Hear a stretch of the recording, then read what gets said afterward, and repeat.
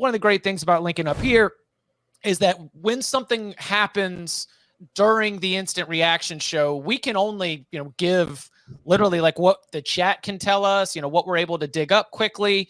And so it is only now that we have the comments after the game from Miami head coach Mario Cristobal. And we have more information coming out of what was an absolute blunder, and both on the sideline and also on the field.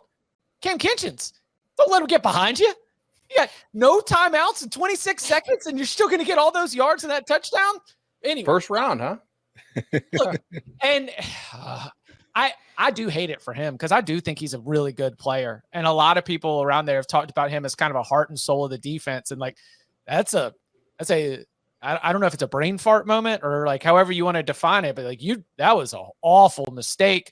Still, he's not the one who's being paid millions upon millions of dollars to be able to make those decisions. And if the instruction comes in that you kneel the ball, doesn't even get put on Cam Kinchens at his feet. Danny, what were your thoughts? Let's take us through everything, including, as you passed along, Mario Cristobal even trying to discuss this decision in the wake of it. Ooh, man. It's embarrassing. I honestly was like you guys, trying to figure out what the thought process was. I thought Tim Hasselbeck did a great job on the call because he was on it before it happened, before the collapse. He's like, why aren't they kneeling? Like, what's happening? What are we watching? He doesn't have to take the snap. He doesn't have to do anything. He calls it out. And then, of course, you have the fumble, and I get the review, showed the elbow down, but at that point, it's like karma is happening. Like, you choose to challenge the football gods, it's going to come back to get you.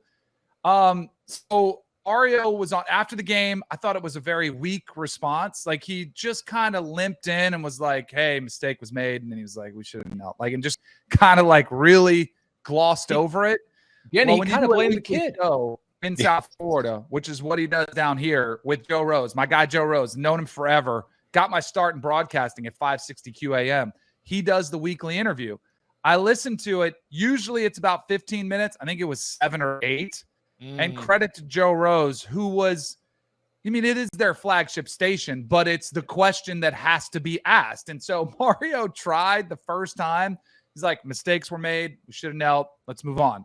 And Joe Rose is like, well, let's go back to it just a little bit further in detail. And you could tell that Mario is just still fuming over this. What I can't decipher, is he fuming at himself? Is he fuming at staff? Is he fuming at being the joke of college football right now? All of it, which he deserves. Like, is it a stat thing? Because there's a lot of videos out there. Every other game they had a lead, Texas A&M, Bethune, like whatever it was, they don't kneel on it. It's like they don't. At the end of, I forget what practice it was, but almost every team I've been on, it's like a Friday, kind of a feel-good day. You know what you do? You work on victory formation. Like, you just so everybody's lined up right, because you got the 2 up backs. You want to make sure everybody's on the line of scrimmage. You got everything checked out. And it's like, hey, victory formation. I guess they don't practice it or they don't have it, but like that's their version of it. The only thing, like the best part of victory formation is that you get the victory. And in this case, they didn't. I mean, it was embarrassing. There's no way to sugarcoat it.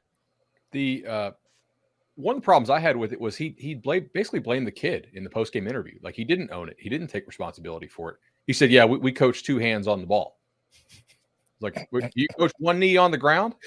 That's what there. But like, they do them from shotgun. So there's a piece of me that says they don't want the -5 rushing yards or -6 rushing yards, which is ridiculous. But I do think it might be in the conversation. I think that they were trying to get the back over 100 yards. Yeah, he was at 99. And he had come back off a pretty serious injury. Yeah. And it was like he had not had a 100-yard career game.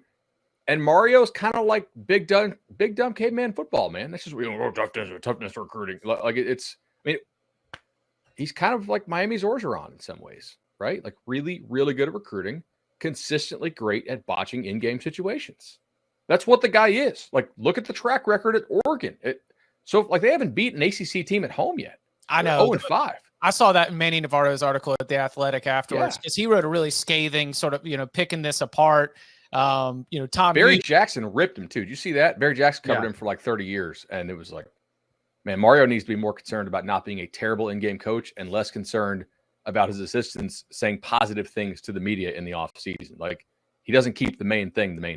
Oh yeah, he got, it was like he got after him. Yeah, he got sent. It was something along the lines of less concerned with sending emails to report or sending emails to your staff telling them not to talk to media. It's kneeling is for sissies. I would have rather had him say we were trying to get an individual guy in 100 yards. That to me would have been more acceptable than just saying we should have kneeled, like it was botched, like by us. I would have rather had him just be honest. What, Tom? Dumb. I feel like I said it all on Saturday night. Dumb, stupid, dumb, stupid. Why hasn't Miami beaten an ACC team at home?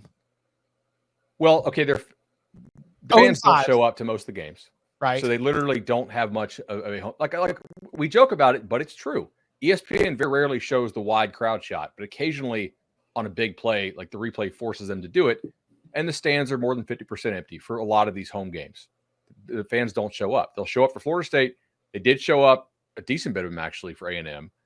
This Georgia Tech game was the Publix buy one, get one. This was the BOGO game. I don't know if you guys have Publix up there in Chicago, Tom, but Publix is like a major grocery chain down south, and they do BOGO, buy one, get one a lot. And this was the BOGO game. So if you bought the A&M ticket, you got this ticket free to go to Georgia Tech. And the stands were still pretty empty. So I do think Miami has a kind of a negative home field advantage at home in the non-big games. And we've seen this prove out. So like you can show the work on it with the math. So I think that's part of it.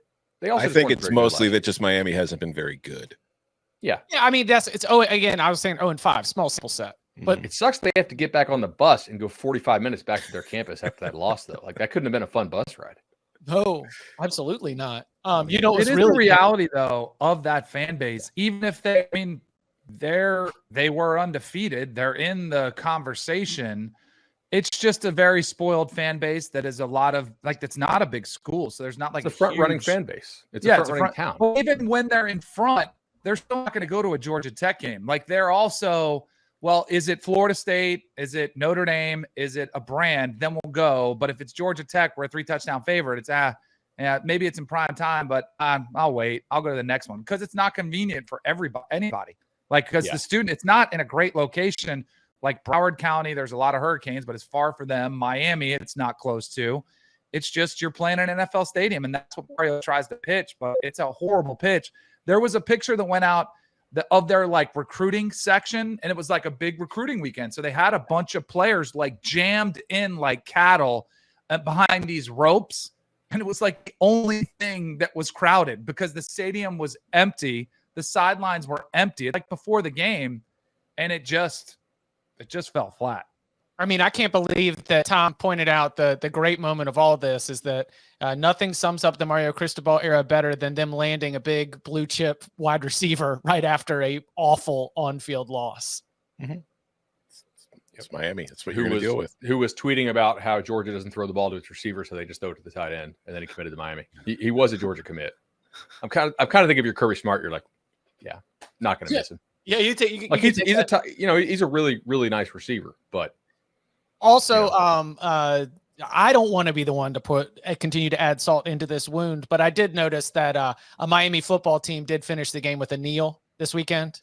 Yep, it was the Dolphins in the same stadium. In the same state, if you want to know how to do a victory formation in Hard Rock, Tua Tagovailoa and the Dolphins showed you how to do that on Sunday.